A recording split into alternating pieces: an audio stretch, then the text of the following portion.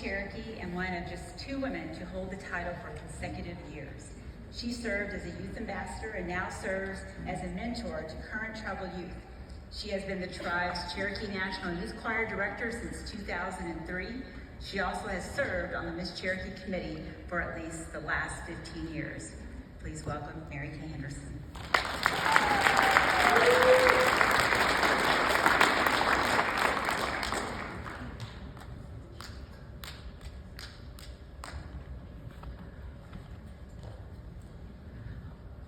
Well, good morning.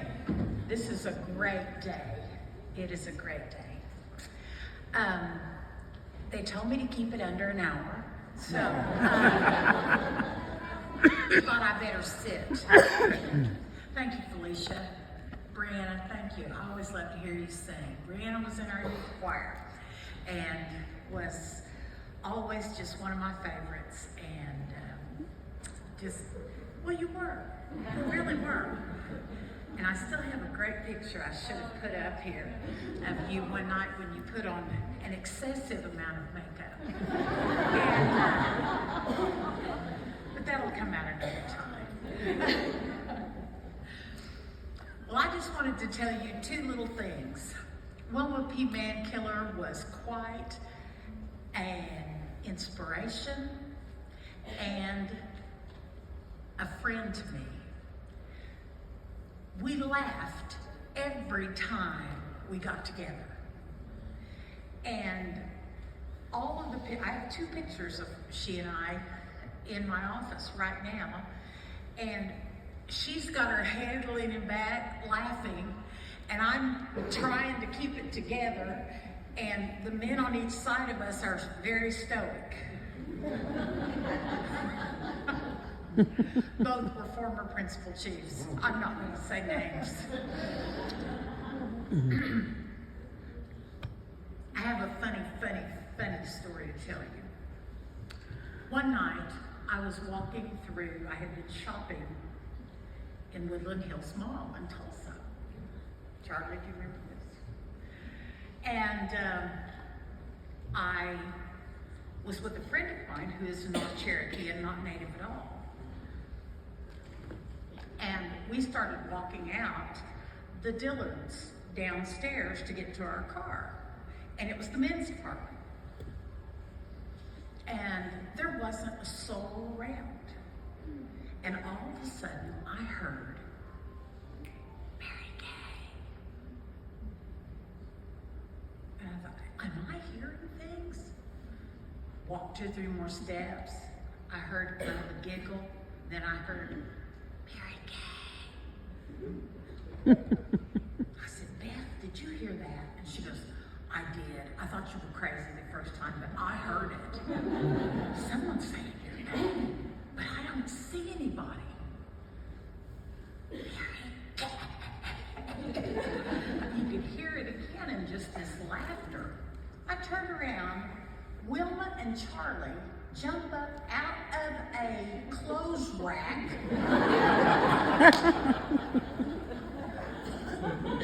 And they're just dying laughing.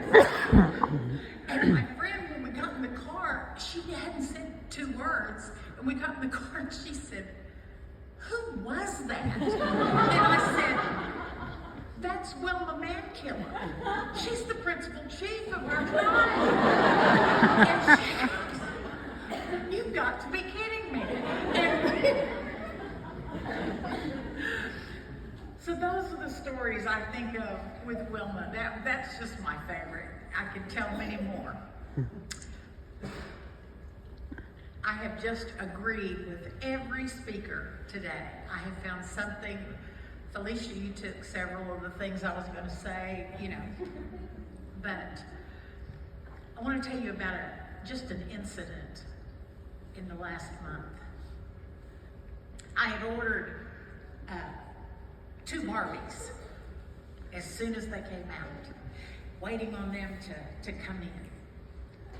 And my son, my oldest son, is deployed right now. He's in the Navy. And he has been gone since April. And his little girls, who are 4 and 2, the absolute most precious little Cherokee girls you ever saw. In fact, we've got a slide presentation.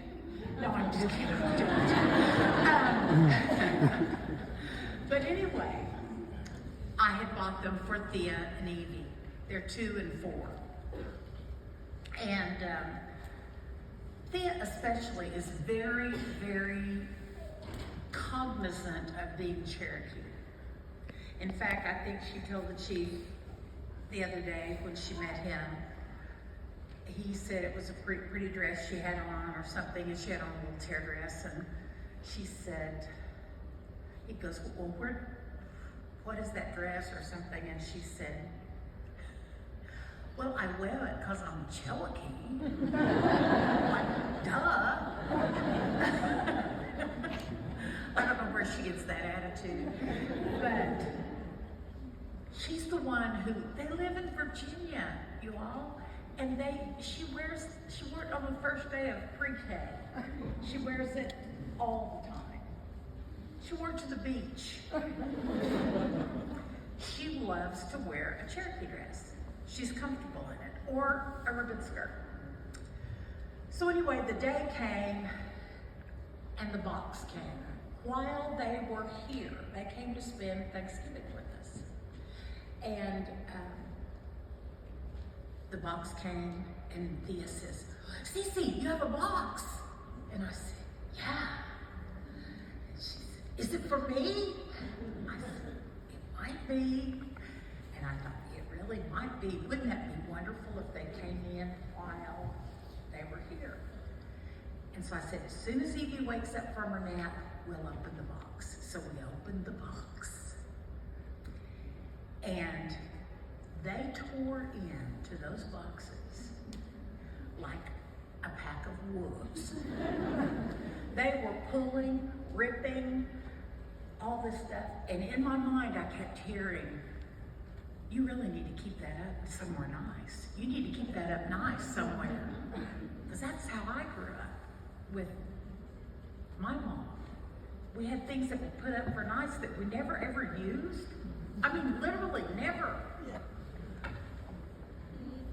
And all of a sudden, I just relaxed and let them keep ripping.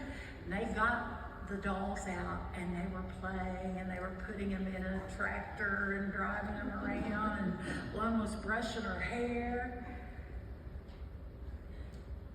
And I was sitting there on the floor with them playing. And they said, Cece, she looks like you. And I said, well, yeah, the hair's kind of similar, and yeah. I said, you know, this is a doll, but it represents a woman that was Cece's friend. What was her name? I said, Wilma Mankiller. She said, Mankiller? I said, yes. And she said, was she mean? I said, oh no. I said, if she were here today, she would be sitting right here on the floor with us, playing with these dolls and riding it on a tractor and doing all these things. And later I thought, that's the purpose of these dolls, is that we can tell the stories, because probably everybody that's here has a story they can tell. And we introduce Wilma Pearl Mankiller to the next generation, and then the next generation. And we keep her legacy alive. Thanks to Barbie. Isn't that amazing? And I thought that was so neat, and I've heard all I've been on Facebook listening to all the back and forth, but I just want to say that finally, as a child of the 70s, the Barbies that I had, their feet were just like this because their high heels were so high. I love this Barbie because now I have Barbie shoes too.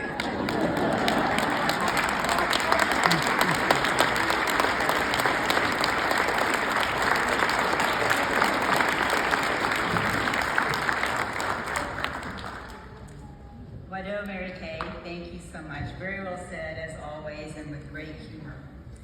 Our final mentee is